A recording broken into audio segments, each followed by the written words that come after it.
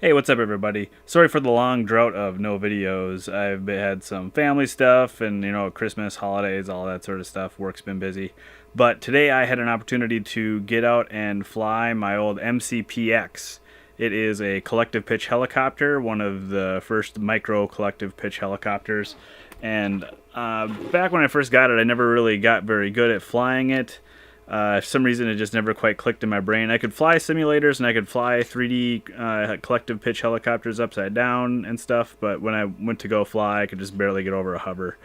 But it was so it just kind of sat on my shelf, and I felt bad that it's neglected. And I mean, it's $150, and it's got some aluminum hop up parts on it and stuff. So I felt bad that it never really got used, but due to the awesomeness of these little $25, $30 FPV cameras, the VM 275, or a lot of people buy them from a website called Bold Clash, that you can FPV anything. The thing weighs 3.4, 3.5 grams, so even this small collective pitch helicopter doesn't seem to really be affected that much up by it.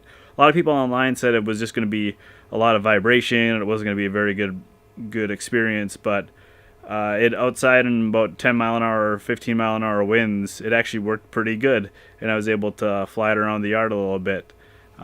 So without further ado, here's the video. So here we go. Here's the first flight of the FPV mCPX. This is legitimately the first time I've flown this thing, and man, it's got to be 3, 4, maybe even more years. I forget when the thing came out. Like I said, I never really quite got collective pitch. So right away I can tell this battery is seen better days. It's pretty soft, and you know how when you're flying on a soft battery, it's like you keep on increasing throttle, and then you kind of break past a barrier, and then you finally get some rise out of it. But it flew pretty good. Again, it's very windy out today. It's 10, 15 mile an hour winds, and you can see when I start to get away from the house and get into the wind a little bit more, it definitely has a lot more bobbles and vibration in it. But when I'm flying kind of calmly or close to the house, it's surprisingly fun. I knew it would be interesting just to get something in the air again and fly something different, but this was really cool. It handles a little bit like a quadcopter on rate mode or acro mode, depending upon what you call it.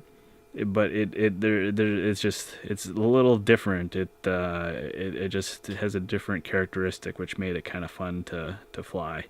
Here you can see I'm gonna go up next to the garage, and it gets really nice and smooth. I'm considering ordering new batteries for it and flying this thing more often, just because it's kind of different and fun. I definitely enjoyed it more than I thought it would. I thought it'd just make an interesting video, but it actually is pretty dang fun to fly.